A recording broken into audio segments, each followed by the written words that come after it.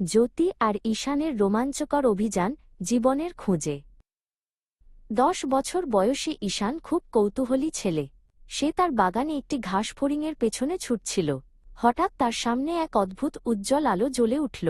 আলোর ভেতর থেকে ছোট্ট একটা জোনাকি বেরিয়ে এল, যার নাম জ্যোতি। জ্যোতি বলল, ঈশান, তুমি কি জানতে চাও প্রাণীরা কোথায় থাকে? চলো আমার সাথে, আজ আমরা জীবের আবাসস্থল চিনব। জ্যোতি ঈশানকে নিয়ে এক বিশাল আম গাছের নিচে দাঁড়াল। উপরে একটি সুন্দর খড়কুটোর বাসা দেখা যাচ্ছিল।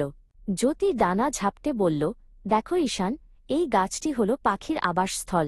এখানে পাখি তার বাসা বানায়, ডিম পাড়ে আর বৃষ্টির হাত থেকে রক্ষা পায়। প্রতিটি জীবের বেঁচে থাকার জন্য এমন একটি নিরাপদ জায়গা প্রয়োজন। তারা হাঁটতে হাঁটতে এক ছোট পুকুরের পাড়ে এল। টলটলে পানির নিচে মাছেরা খেলা করছিল। ঈশান অবাক হয়ে দেখল একটি ব্যাঙ লিলি পাতার ওপর বসে ডাকছে। জ্যোতি বুঝিয়ে বলল, সবাই কিন্তু ডাঙায় থাকে না। এই পানি হল মাছ আর অনেক জলজ উদ্ভিদের আবাসস্থল। আবাসস্থল তাদের প্রয়োজনীয় খাবার আর অক্সিজেন সরবরাহ করে। ঈশান দেখল মাটির এক কোণায় ছোট একটি গর্ত। সেখান থেকে একটা কেঁচো উঁকি দিচ্ছে। জ্যোতি বলল, ঈশান, মাটির নিচেও কিন্তু এক বিশাল জগৎ আছে। কেঁচো, ইঁদুর আর অনেক পোকামাকড় মাটির নিচে তাদের ঘর বানায়। মাটি তাদের রোদে পুড়ে যাওয়া থেকে রক্ষা করে এবং আর্দ্রতা বজায় রাখে। হঠাৎ ঈশান দেখল একটি কাঠবিড়ালি গাছের ডাল বেয়ে নামছে। কাঠবিড়ালির হাতে একটি ছোট বাদাম।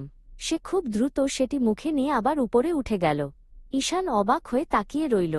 জ্যোতি তাকে অনুসরণ করতে মানা করল, কারণ বন্য প্রাণীদের খাবার সংগ্রহের সময় বিরক্ত করতে নেই।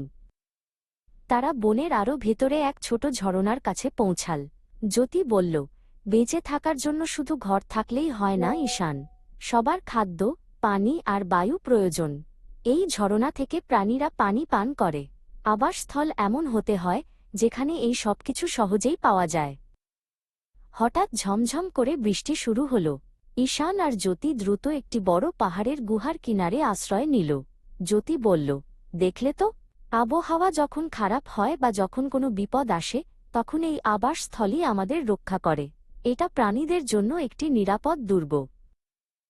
বৃষ্টি থামার পর ঈশান একটি বড় উজ্জ্বল ফুলের কাছে গেল। সে দেখল ফুলে মৌমাছি বসেছে। জ্যোতি বলল, উদ্ভিদ ও প্রাণীরা একে অপরের ওপর নির্ভরশীল।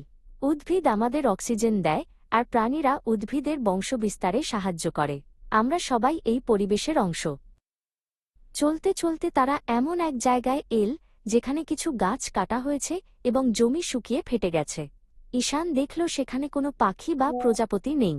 জ্যোতি বিষণ্ণ কণ্ঠে বলল, মানুষ যখন বন কেটে ফেলে তখন প্রাণীরা তাদের আবাসস্থল হারায়। আবাসস্থল ধ্বংস হলে জীববৈচিত্র্য নষ্ট হয়ে যায়। ঈশান বুঝতে পারল আবাসস্থলের গুরুত্ব। সে বাড়ি ফিরে তার বাগানে একটি নতুন চারাগাছ রোপণ করল। জ্যোতি খুশিতে ঈশানের চারপাশে বৃত্তাকারে উড়তে লাগল। ঈশান প্রতিজ্ঞা করল, সে সবসময় প্রকৃতি আর প্রাণীদের ঘর রক্ষা করবে। জ্যোতি তার নতুন বন্ধুকে একটি উজ্জ্বল আভা দিয়ে বিদায় জানাল।